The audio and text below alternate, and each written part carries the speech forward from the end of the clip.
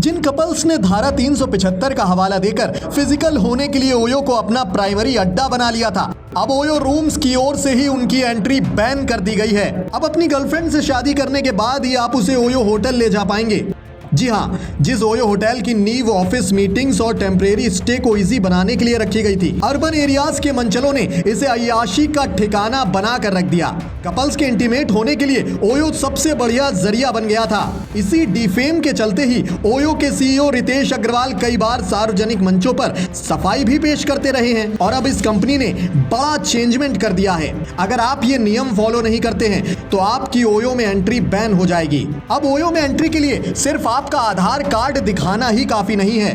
अब जब तक आप और आपका पार्टनर दोनों एक दूसरे से शादीशुदा ना हो, तब तक इंटीमेसी के लिए आप ओयो का सहारा नहीं ले पाएंगे।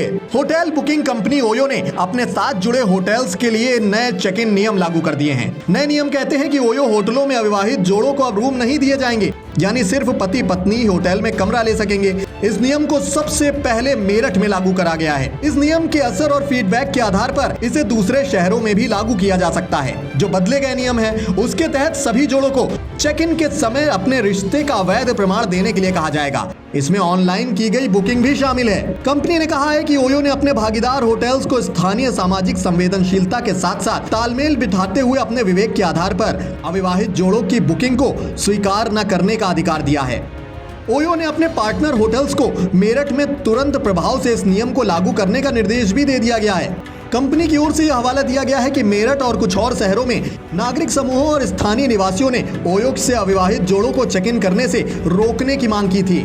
ओयो उत्तर भारत क्षेत्र के प्रमुख है पावस शर्मा। बीते रोज उन्होंने एक मीडिया हाउस को बताया है कि ओयो सुरक्षित और जिम्मेदार आतिथ्य प्रथाओं को बनाए रखने के लिए प्रतिबद्ध है, लेकिन साथ ही हम इन बाजारों में कानून प्रवर्तन और नागरिक समाज समूहों की बात सुनने और उनके साथ काम करने की अपनी जिम्मेदारी को भी पहचानते हैं। कंपनी अविवाहित जोड़ों को चेकिंग की सुविधा न देने और इस नीति और इसके प्रभाव की समय समय पर समीक्षा भी करती रहेगी। ओयो की ओर से कहा गया है कि यह नया नियम ब्रांड को फैमिली, स्टूडेंट्स, बिजनेस टूरिज्म वाले टूरिस्टों, धार्मिक टूरिस्टों और सोलो ट्रैवलर्स के लिए एक सुरक्षित और भरोसेमंद ऑप्शन के रूप में पेश करने का हिस्सा है।